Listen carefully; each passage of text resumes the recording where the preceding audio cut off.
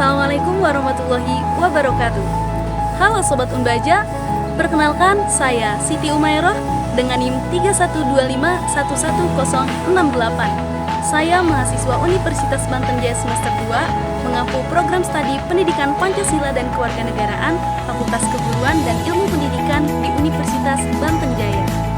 Oke, di video kali ini saya membuat tugas mata kuliah Ilmu Sosial dan Budaya Dasar, di mana tugas tersebut diperintahkan untuk mencari 3 artikel atau jurnal dan menganalisis mengenai dinamika dekadensi budaya, yang nantinya akan ketemu dengan pertanyaan mana yang lebih dahulu muncul antara krisis moral individu dengan dinamika dekadensi budaya komunal.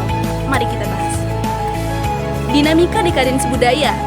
Mekanisme pemicu dekadensi. Ketiga artikel sepakat bahwa dekadensi budaya bukan peristiwa tunggal, melainkan proses berlapis yang dipercepat oleh 3 kekuatan utama.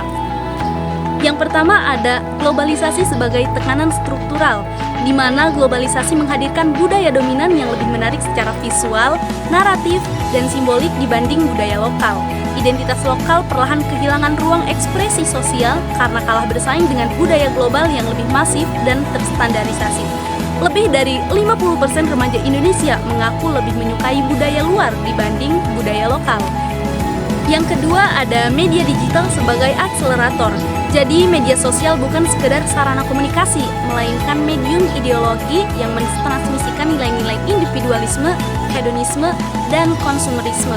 Lebih dari 70% generasi Z mengonsumsi konten digital global setiap hari, sementara penggunaan bahasa daerah aktif turun sekitar 30% dalam 2 dekade terakhir.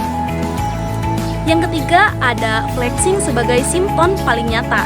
Jadi budaya flexing atau pamer gaya hidup di media sosial adalah wujud paling kasat mata dari dekadensi budaya saat ini.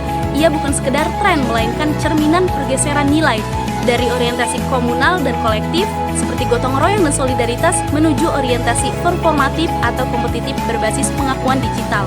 Modal ekonomi dikonversi menjadi modal simbolik melalui estetika visual yang menciptakan hierarki sosial baru yang dangkal namun sangat berpengaruh.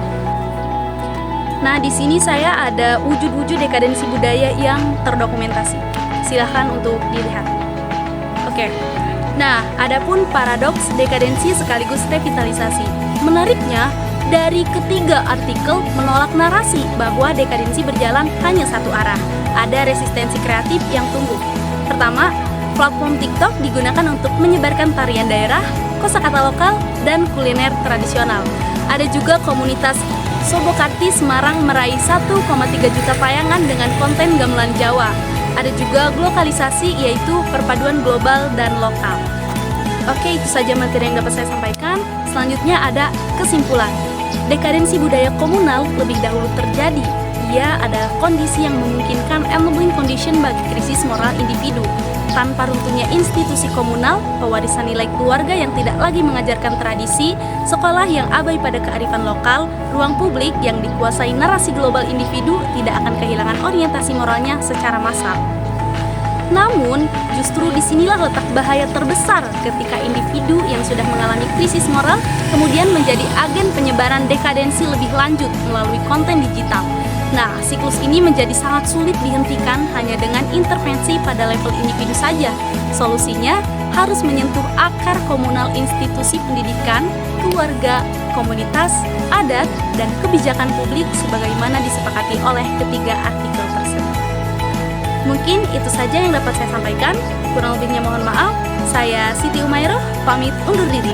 Wassalamualaikum warahmatullahi wabarakatuh.